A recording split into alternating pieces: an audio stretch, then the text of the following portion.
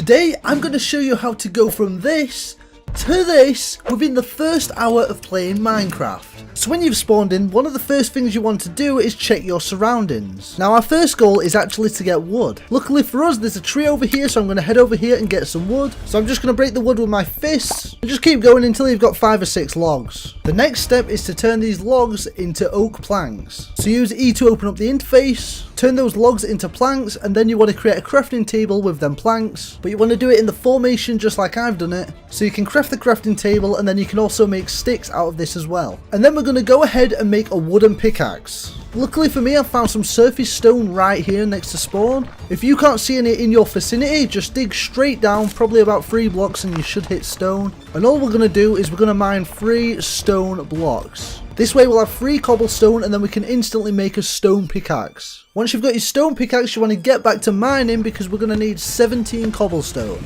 And the reason we're collecting 17 cobblestone is because this is enough for 1 furnace and all the other stone tools that we would require. So go ahead and make a furnace, make yourself an axe, make yourself a shovel, and make yourself a sword. The next thing we want to do is we want to have enough wool to make a bed, so we need to go and find some sheep. Luckily for us there's some over here, and it's good to make a bed because it's going to allow us to skip the first night. But also we can gather some meat whilst doing this. I would also recommend using your axe to kill the sheep, as if you critical hit them, you can kill them in 1 hit. Now the way to critical hit them is to jump, and then on the way down as your body is falling, hit them, and then you'll get a critical hit and you'll be able to kill them in 1 hit. Now that we've got an axe, if there's any more trees around, you can start cutting them down, just so we've got a little bit more wood. And luckily for us, in this big stone area right here, there's loads of coal hanging about. So this is going to help us out massively, as it's going to allow us to make torches later on, and also give us some fuel so we can cook our meat. So what you can do is gather a few pieces of coal, get your meat cooking, and then whilst it's cooking, instead of hanging around, you can mine the rest of the coal. So it's all about being productive and efficient. So unfortunately we still haven't got enough wool, so we're going to go and find some sheep and kill them. Luckily for us, I haven't had to go too far to find some sheep, and if there's loads of animals around, don't hesitate to kill them, as at the end of the day it's just extra food for us. Whilst running around from place to place as well, if there's any grass, you can hit the grass and collect some seeds whilst you're running. We can then use these seeds later on to grow some wheat, which is going to be another food source for us if we need it. So once again, it's all about being productive. So we can make our bed, we've got coal, we've got food. Our next step is to gather some iron.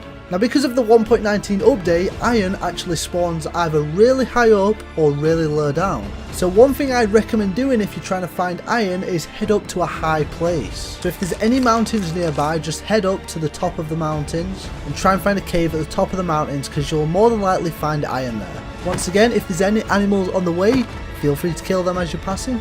I did actually end up finding a ravine out of the corner of my eye, so I did actually end up going over to it, as because with all the exposed stone, sometimes it's really easy to find materials like iron. So I went over and had a quick look. Unfortunately though, it wasn't too great of a cave, so I didn't want to waste too much time in here, so I wanted to head back up into the mountains. Within a minute of being up in the mountains, I found a nice cave. To be honest, I was confident this would be a dead end, but it turned out to be a pretty good cave in the end. So you want to head down here. I like to have torches in my offhand and then my axe in my main hand, so I can fight mobs and light up the area at the same time. And I came across my first hostile mob, which was this creeper. Now you can either fight these mobs properly, or you can just get them to explode, which is what I did because we don't actually really need gunpowder in the early game. And just like that, we found our first batch of iron. So mine that iron, and then once again, it's all about being productive. So we want to get our furnace down and get the iron smelted, and because it's going to take a couple minutes to smelt, we've now got a full cave to explore, so we're always doing something. If there's coal about, collect more coal. Also when you're in the caves, make sure you check all the angles of where hostile mobs could come and block them off, or ensure they're sufficiently lit up. So although we're in a cave, it's probably about night time, so we can make our bed and sleep.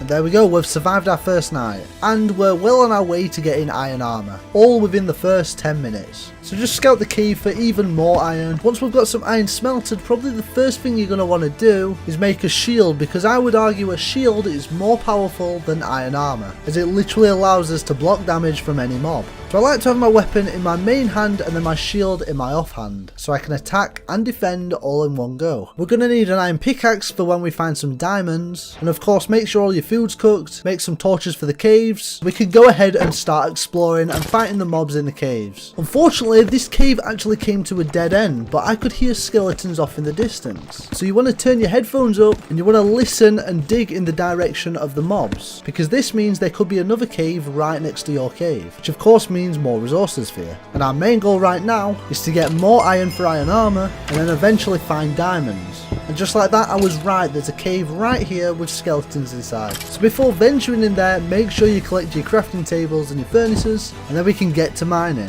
When in a situation with multiple mobs and a creeper, what you can do is actually get the creeper to explode so that it doesn't take any damage from you, but also actually kills all the other hostile mobs.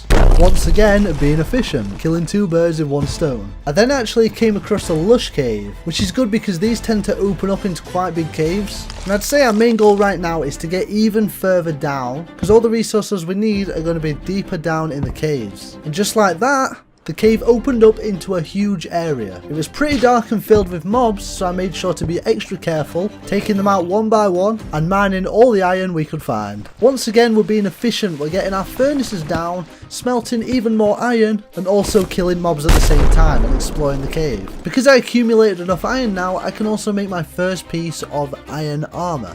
And as we collect more iron, we're just going to make more iron armor. So after we took all the resources we need out of this cave, I realised it was actually a dead end. So what do we do in this situation? Now we've got two options. We can either A, turn back up the cave we've just come and then try and find another cave, but I know there's probably not going to be another cave nearby, as I've followed this cave all the way down here and it's led to a dead end. Or we could actually mine straight down. Now I'm sure you've heard the term don't ever mine straight down in Minecraft. Well, that's true to a certain degree. You see, if you use this method where you stand in the middle of two different blocks, you can safely descend without falling to your death. So that's exactly what I'm going to do until I get deep enough or find a cave. But eventually I got deep enough and landed in this big cave. Luckily, because I was doing my digging down method, we didn't fall into the cave and we're still alive. So when you're in a position like this and you want to drop down without taking any damage, if you haven't got a bucket of water, one thing that you can actually do is craft a boat, and then you can float down in the boat without taking any damage at all. But of course, just be careful of your surroundings. This moved into a nice sized cave and I managed to collect enough iron to create full iron armor.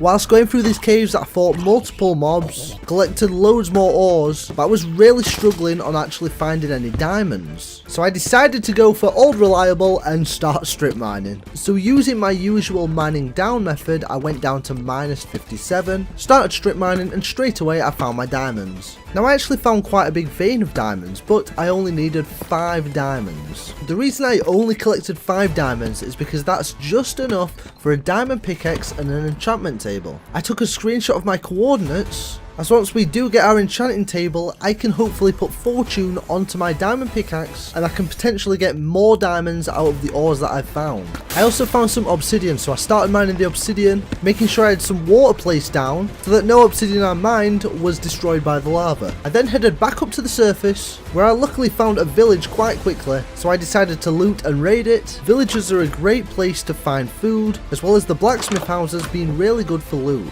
I then went and made my enchanting table, and I made a bookshelf because that's all I could make at this point, and just like that I managed to get fortune on my pickaxe. So I went back down to find even more diamonds, which was a little scary because I bumped into the warden, but I managed to get out alive. I collected enough obsidian for a portal, which is 10 obsidian, and I went up to the surface to light my portal. And of course I made diamond armor and diamond tools from all the diamonds I mined, and that's a pretty successful start to your Minecraft world. This video took a long time to make, so make sure you like and subscribe and check out this video.